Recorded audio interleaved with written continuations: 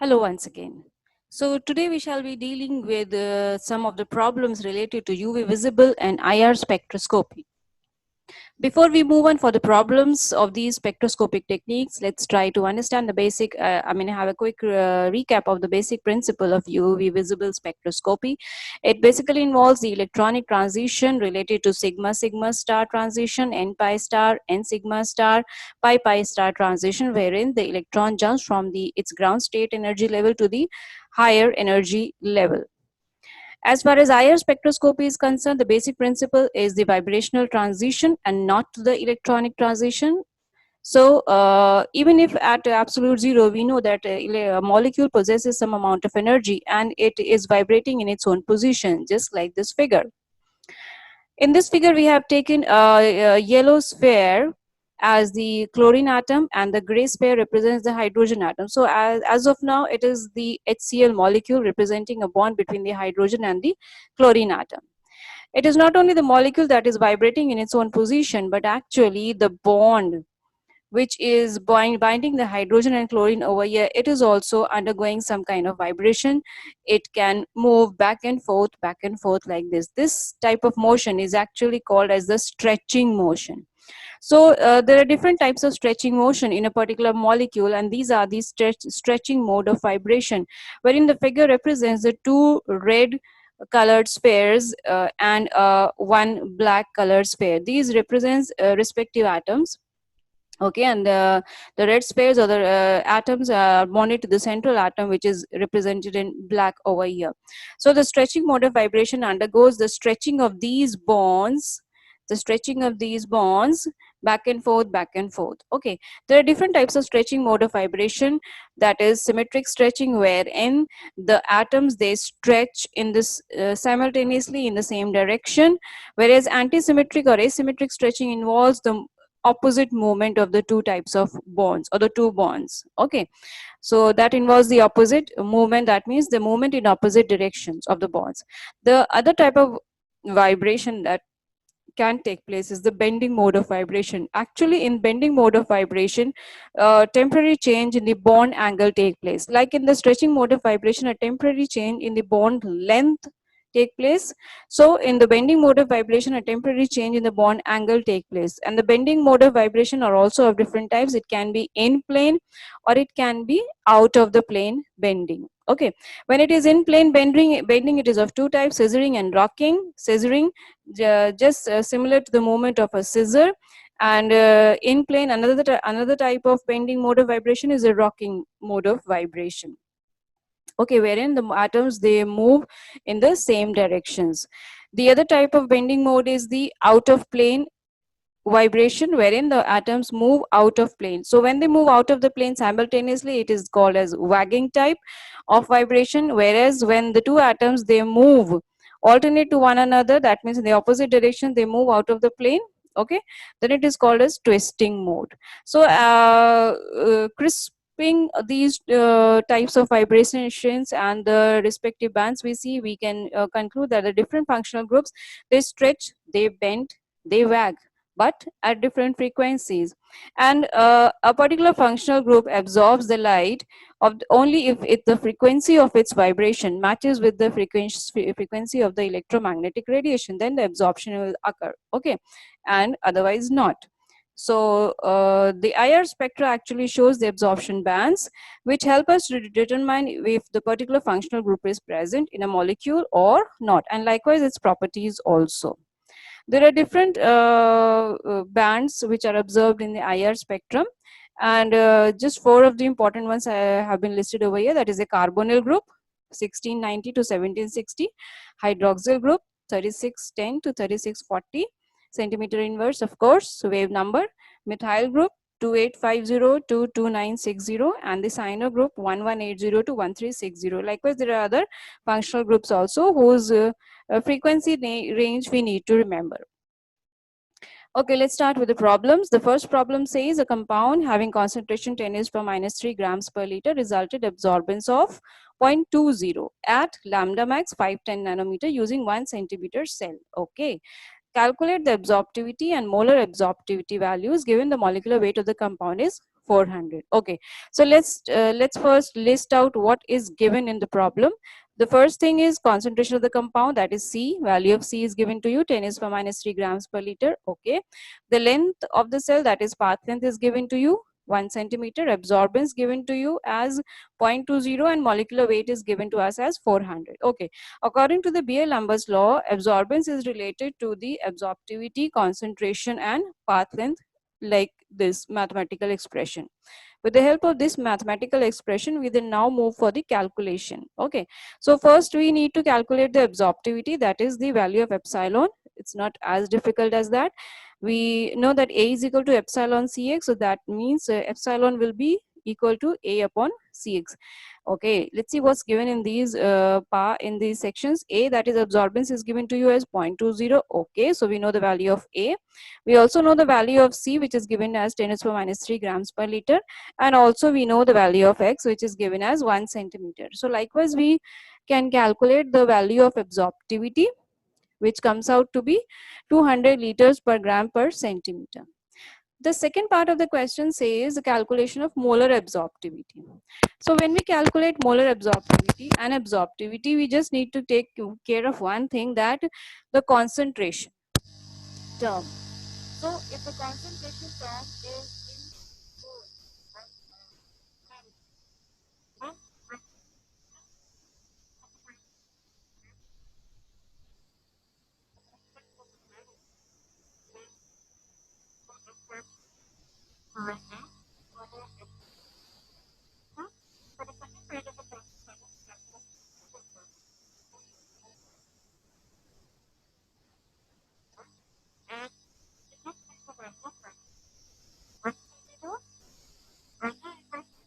in 3 grams per liter.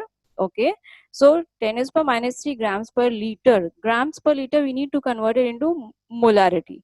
So how do we convert? We simply divide it by the molecular weight given to us as 400. So we get the value of 0.25 into 10 is per minus 5 moles per liter. Now substitute this value of concentration in terms of molarity into the same expression, keeping other values as same. That is epsilon, the absorbance is same as 0.20 and the path length is same as 1 centimeter. So we get the value of epsilon, and now this is called as molar absorptivity and not absorptivity. Why? Because the concentration is in molarity now. Okay.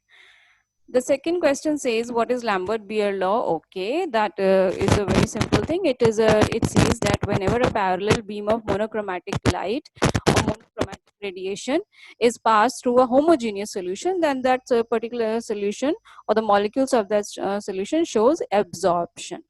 Okay, and that absorption actually depends upon the path length of the light traveled, and that absorbance depends upon the path length of the light traveled and the concentration. Okay, the second part of the question, calculate the absorbance if the percentage transmittance is 80. So that means the transmittance is given to you as 80%. Okay, we know that the absorbance and transmittance are related to one another as an inverse function of logarithm, natural log. Okay, as an inverse functional of logarithm. Okay, that means absorbance is equal to log 1 over t, or let's say log I naught over I, where I naught is the incident radiation, that means the intensity of the incident radiation, and I represents the intensity of the transmitted radiation. Okay, now if the transmittance is given to you as 80%, what does that mean? It means that out of total 100, only 80 part of it is transmitted, rest is not there. Okay, so that means rest has been absorbed. So what was the initial value? It was 100.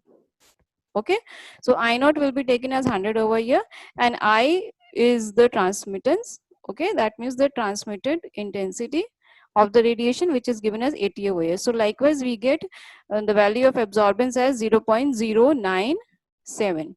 So this question can be asked in other forms also, whether the transmittance value can be changed to 35 or 72 or let's say 90%, and this procedure is the same.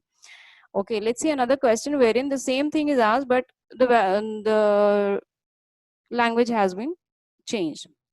Now, how does that go? When UV light is passed through the solution, the radiant power is reduced to 50%. Okay, calculate the absorbance. So what is given? It has nowhere mentioned that transmittance is this much. No. What does it say now? He has given a different name to the transmittance. Now he says that radiant power. Radiant power means the intensity of the radiation. Okay, the power of the radiation. So what does he say? The radiant power is reduced to 50%. That means when the radiation has passed through the sample, its intensity has reduced to 50%. So initially it was 100, so the value of I naught will be 100. Okay, and the transmitted part will be 50. So we use the same procedure and we get the absorbance like we did in the previous question, and we get the absorbance as 0.301. Okay, the next question. Next problem says a UV visible spectrum has been given to you. Okay, and who's the of the solution with a concentration of 0.0001 molar. Okay, now the compound whose solution has been made with this concentration, it was made in methanol as a solvent in a path length of 0.5 centimeter using a quartz cuvette. It is recorded. Okay, the spectrum shows lambda max at 235 nanometer with the absorbance of 1.05. Okay, so this time absorbance is given to you, path length is given to you, concentration is given to you. What is he asking for? He's asking for the calculation of epsilon max, absorptivity, maximum absorptivity at 235 nanometer. Again, we use the Beer-Lambert's law, A is equal to epsilon Cx, and we know the value of absorbance now, 1.05. We know the value of concentration now, 0.0001 molar, and we know the value of path length. So simply we can calculate the value of epsilon, that is absorptivity. Okay, so here if we just try to link it with the previous question, here the concentration is given in terms of molarity, so it will be the molar absorptivity. It will be called as molar absorptivity. Okay. The second part of the question says what absorbance will be measured if the solution was contained in 1 centimeter quartz cuvette. So this time what we are doing is we are just keeping everything as constant.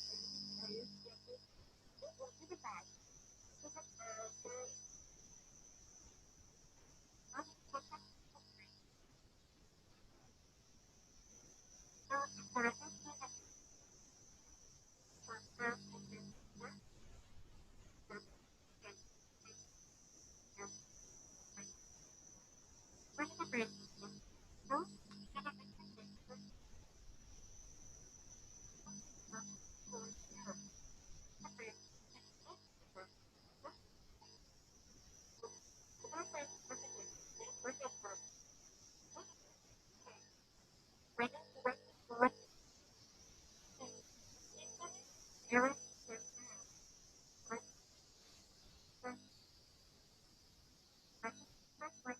so 0.01 molar. Now what do we do is we add more methanol to it, we dilute it further, wherein the concentration of both the substance and methanol, it is 1:1. So actually what is happening over here, the initial concentration of 0.0001 is now diluted and it is now 0.00005 molar. Okay, so dilution has been done, that means the concentration has been reduced to half, wherein the ratio is kept as 1:1. 1:1 is ratio is there, that is why we have taken it as half. Okay, so we get the absorbance with a new concentration, it comes out to be 0.525. Epsilon value remains the same because it is the property of the substance. Okay, and concentration has changed here and path length is same, which was taken initially as 0.5 centimeter. So the new absorbance is 0.525. Here the effect of concentration has been studied on the absorbance value.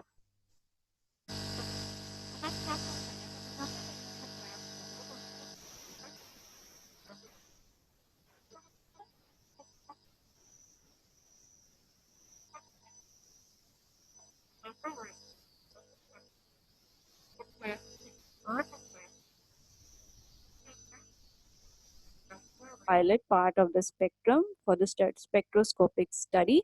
Why? Because they themselves show an absorption below 400 nanometers.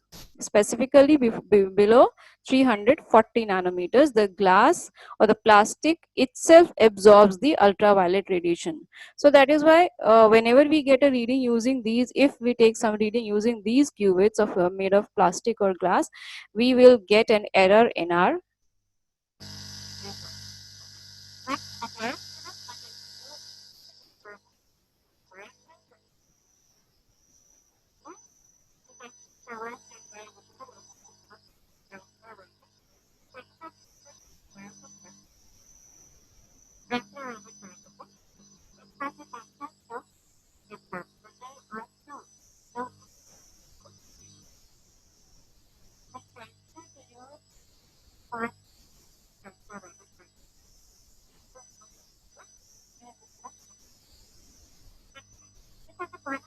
accurately describes the molecular vibration characteristics of IR spectroscopy. Okay, the first says the stretching frequency appear mostly in the fingerprint region.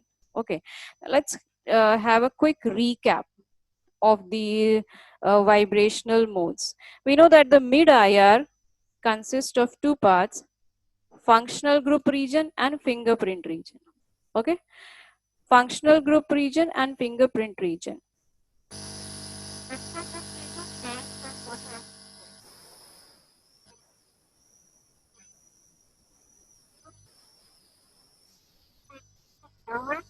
Value, it is the fingerprint region, and remember, it is the bending that is observed in the lower frequency value. In other words, it is the bending frequency which is observed in fingerprint region and not the stretching frequency. That means the A part goes wrong. A part is not, A part of the option is not correct. Okay, let's come to the second part. Triple bonds have lower frequency stretching frequencies than corresponding double bonds, which in turn have lower frequencies than single bonds. Okay, as far as triple and double bond frequencies are concerned in the IR spectrum, the triple bond actually are observed in the frequency range of 2500 to 2000. 2500 to 2000 centimeter inverse is the triple bond region in the IR spectrum, and from 2000 to 1500 centimeter inverse, it is the double bond region in the IR spectrum. So that means the lower frequency, that is the 2000, out of the two, the lower frequency, that is the 2000 to 1500 region, it is actually the double bond part. That means the B part of the option also goes wrong, or the B part of the option is also not correct. So the B part of the question is also not correct. Let's come to the C part. Bonds to hydrogen have higher frequency stretching frequencies than those to heavier atoms, and the D parts, we will take it simultaneously. The stretching frequency are lower than the corresponding bending frequencies. Okay. So before we come to the C part, let's discuss the D part first. Stretching frequency are lower than corresponding bending frequencies. The D part we have already discussed when we were discussing the A part. It is always the bending frequency that are observed in the lower frequency range. So that means D also nullifies. Remains the C part. Actually, bonds to hydrogen have higher frequencies, stretching frequency, than those to heavier atoms. It is because the energy of the stretching frequency mode is greater than that of the bending one. So, and we know that whenever a molecule is bonded by means of hydrogen bonding, or if hydrogen is present over there, it is ought to give out a strong bond. Okay, so the energy for stretching, energy required for stretching is greater than energy for the bending. So that is why the C option stands correct over here. Next question. Which of the following absorption peak or peaks will be most useful to identify the compound diethylamine? Now let's have a look at the structure of this molecule. Diethylamine, that means two methyl groups, ethyl groups, CH2, CH3, CH2, CH3, and amine is there, that is NH is there. Now if NH is present, definitely our frequency band is present representing this NH.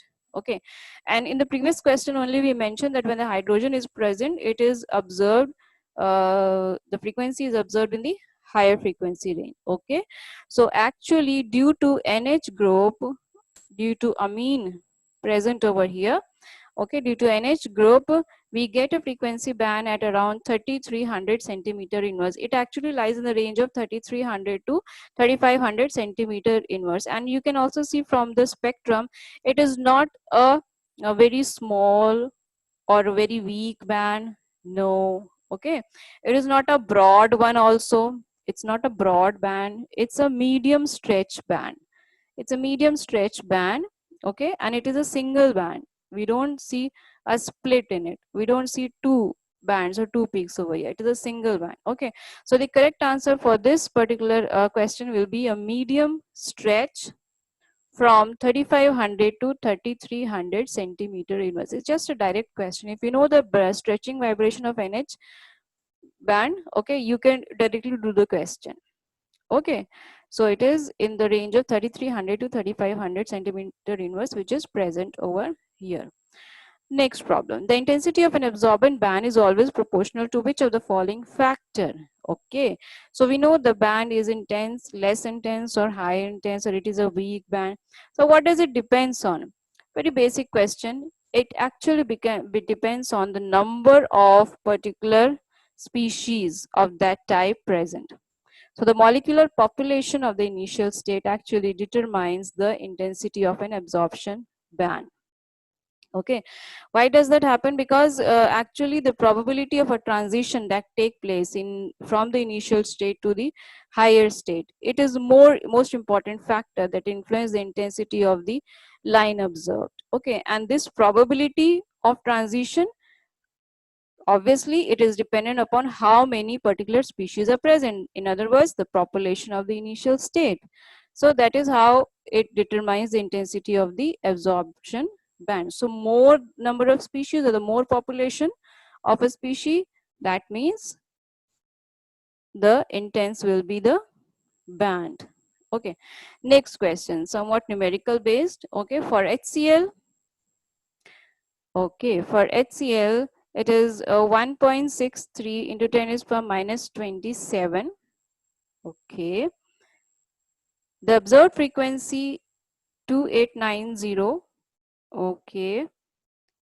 Or 8.67 to 10 is per 13 hertz. What is the force constant? Okay, the Hooke's law. Force constant, that means we need to correlate it with the Hooke's law. Okay, Hooke's law says the frequency is equal to 1 over 2 pi root of k over mu, where mu is the reduced mass, which is actually given over here 1.63 into 10 is per minus 27 kilograms for HCl. Okay, it is the reduced mass, okay, for this particular molecule, and k is asked in the question. So frequency is given to you 8.67 into 10 is per 13 hertz.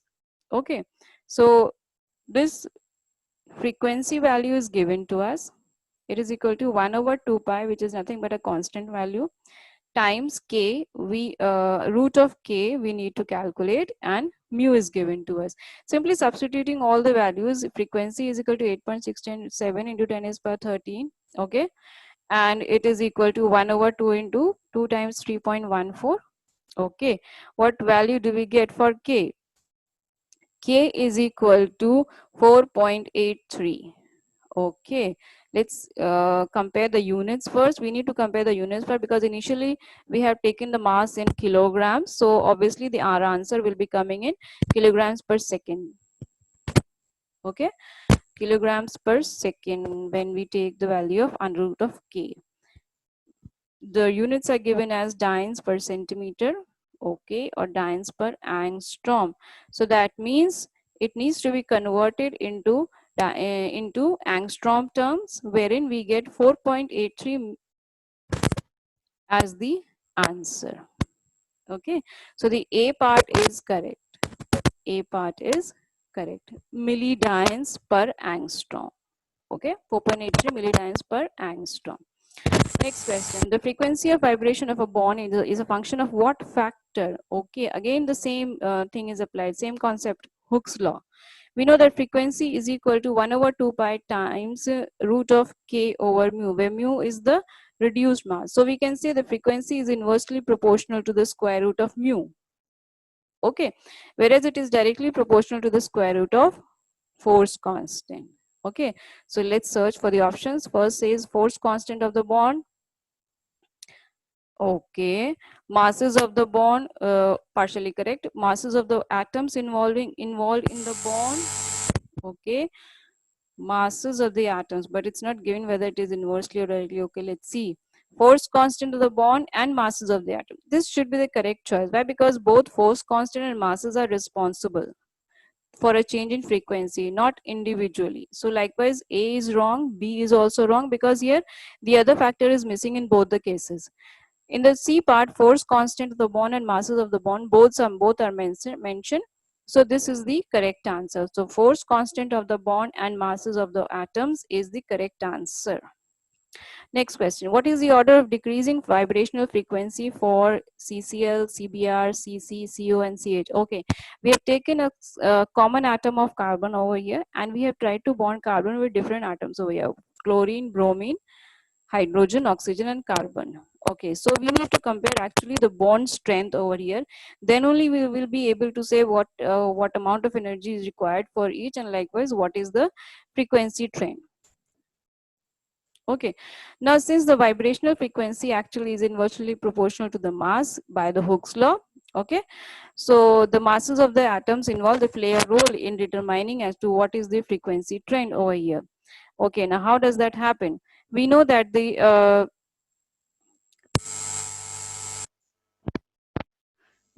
vibrational frequency is actually inversely proportional to the masses of the atoms involved in a particular molecule in bonding. So therefore, the increasing mass trend for the above elements shown, it will be maximum for bromine, then for chlorine, then for oxygen, carbon, and hydrogen. So this is the trend. This is the trend actually. This is the trend mentioned for the masses of the atoms. Okay. Then this definitely the correct answer will be of the decreasing vibrational frequency will be CH, and then CC, and then CO, then Cl, and Cbr, because this bromine has the highest mass. Okay, the atomic mass of bromine is highest and the least for hydrogen. So, and we know that frequency is inversely proportional to the root of mass, reduced mass, as per the Hooke's law. Therefore, the order gets reversed when the decreasing vibrational frequency is asked. So the A option is correct over here. Next question, how does an IR spectrum help in differentiating the following compounds? This is an important question, and likewise other questions can also be asked for differentiation. Here we are asking about aldehyde and ketone. One molecule is of aldehyde and the other of ketone. You don't know which one of them is aldehyde and which one of them is ketone. And the IR spectrum for both the molecules has been given to you. Let's say molecule A and molecule B. Okay, so molecule A shows the CO stretching band. You just have a look at the IR spectrum, both the IR spectrums given to you, A and B. If you observe a band in the range of 1720 to 1740, it is, you know that it lies for carbonyl group. Okay, but actually aldehyde and ketone, they both carry the carbonyl group. Okay, fine. So for that sake, we need to know a peculiar details of these aldehydes and ketones carbonyl groups. Okay, ketone actually possesses the carbonyl group and aldehyde also possesses a carbonyl group, but the difference in the IR spectrum in both the cases is that ketone shows CO stretching, carbonyl group stretching band in the range of 1700 to 1725 centimeter inverse, whereas aldehyde shows a carbonyl group stretching band at a higher frequency range of 1720 to 1740 centimeter inverse. Okay, so the higher one will be for aldehyde and the lower one will be of ketone. Okay, let's have another aspect. Now let's have just try to have a look at these structures. This is aldehyde. Okay, aldehyde, carbon, double bond oxygen and hydrogen. Okay, ketone, carbon, double bond oxygen and another alkyl group. You know that the CH stretching band. Okay, the CH stretching band, this band, this we are talking about. Okay, so CH stretching band is observed in case of aldehyde, whereas that CH stretching band is absent in case of ketone. That will be another supporting point. Okay, so in ketones, the alkyl substituent, actually what happens in ketones, the alkyl group, the substituent group, it pushes the electrons towards the carbonyl group because it is electron donating in nature due to plus I effect. Okay, as a result, the pi electrons of carbonyl group, they get shifted towards the oxygen and the CO bond. Okay, so this is the basic differentiation between aldehyde and ketone. Aldehyde will be possessing a CH stretching band due to this CHO group, whereas that particular band will be absent in case of ketone. Aldehyde shows a a carbonyl group stretching in a higher frequency range of 1720 to 1740, which is observed at a lower frequency range in ketones, 1700 to 1725 centimeter inverse. That is the point of differentiation. Okay. Next, similar differentiation has been asked between acetone and vinyl ketone, but this differentiation is on the basis of UV visible spectra. The question says in the UV visible spectra of acetone, CH3CO, CH3 and CH2 double bond CH, CO, CH3, which is actually methyl vinyl ketone. Okay, which one will exhibit a higher value of lambda max? We know it very well. The more is the conjugation, the higher will be the lambda max. In acetone, only one pi bond is present, whereas in methyl vinyl ketone, two pi bonds are present. So extended conjugation over here, and we had discussed in our previous lectures also. Okay. So you can go through that part also once again if you want to. So acetone, we will have a lambda max at 187 nanometers and 270 nanometers, whereas that will be shifted, these two, both of them will be shifted towards a higher frequency, higher wave number, higher wavelength, showing lambda max at 290 nanometers and 324 nanometers. And why does that happen? Just because of the presence of pi electrons, so pi star transition will be taking place, and also lone pair of electrons are present in the oxygen, so n pi star transition will also be taking place. That is why we get two lambda max values, but definitely it will be at the higher value in methyl vinyl ketone due to the presence of extended conjugation. Okay, next question. An important question, of course, an organic compound having molecular formula C7H6O shows absorption peak at 3010, 2700, 1600, 1580, 1520, 1480, 1720 centimeter inverse in its IR spectrum suggests the structure. Okay, whenever such type of molecule is given as CX, HY, OZ, okay, where X can be any number, whole number 1, 2, 3, 4, and so on, and similar is the case for Y and Z also. Okay, so first of all, what do we try to do is we try to calculate the double bond equivalent. By this double bond equivalent calculation, we will come to know as to if any aromatic ring is present or not. So just that's just a starting point. So dB is equal to X plus 1 minus Y over 2, where X is the number of carbon atoms, which is 7 over here. Okay, so 7 plus 1 minus Y over 2. Y stands for number of hydrogen atoms, which is 6 over here, so 6 over 2. That gives us the value of dBe as 5. Okay, now if the value of 5 is present, that means one ring structure can be there. If the value is greater than 3, that means one ring structure can be present in the molecule. Now, how do we confirm it? For that, we need to have a look at the absorption peaks. The question shows the presence of distinct bands at 1720. 1720, if you recall, this is somewhere near the absorption peak due to carbonyl group. Yes, so that means 1720, which is characteristics of a carbonyl group. That means my molecule contains one of the carbonyl group.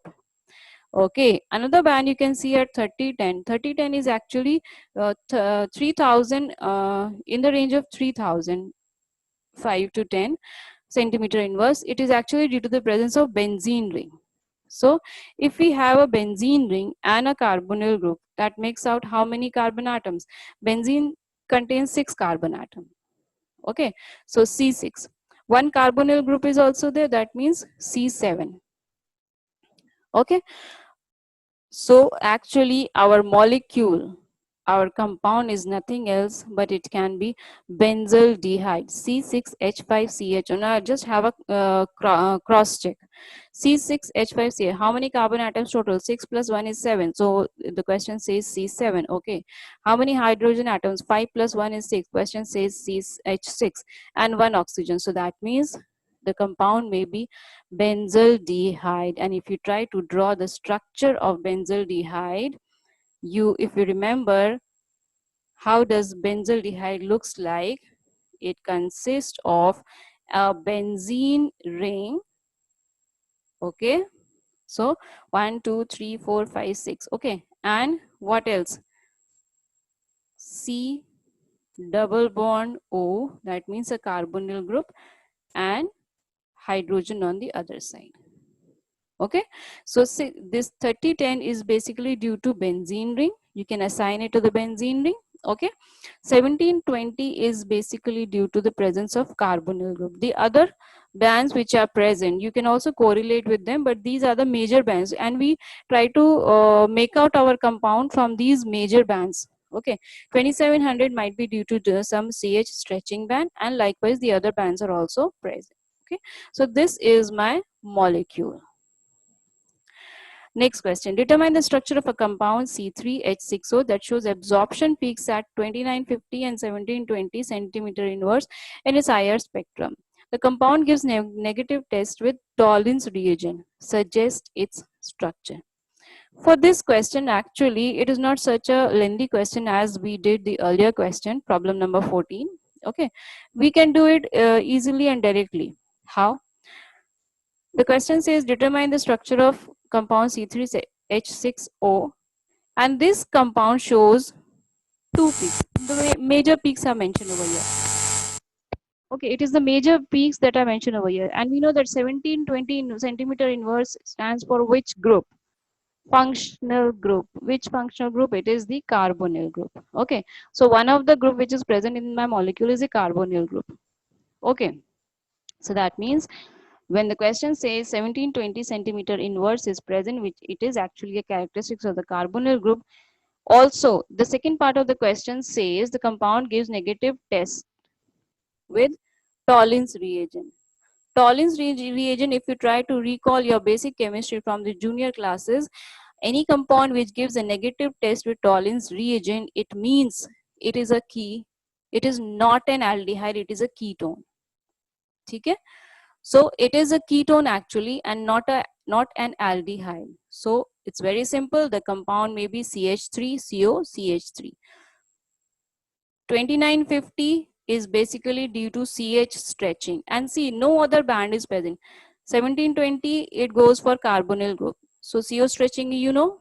Okay, now what remains? CH3 and CH3, similar groups. Okay, and therefore one band is present at 2950, which is basically representing both the CH3 group. Why? Because it represents the CH stretching band.